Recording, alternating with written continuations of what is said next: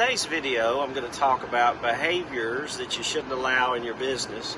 I say shouldn't, it's up to you, you're the boss. But we're going to talk about behaviors that are really toxic and what behaviors you shouldn't allow.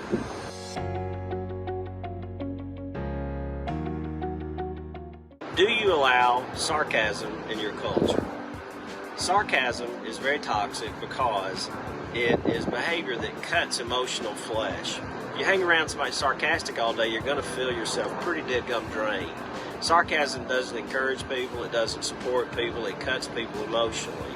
Sarcasm comes from a person making a right judgment about something, but that judgment's poisoned by some negative emotions like anger, disappointment, or something else that's negative.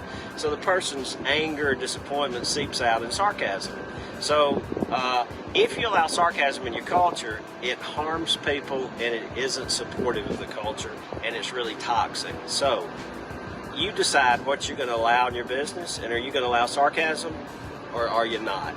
Hey, listen, I hope this video helped you, and God bless.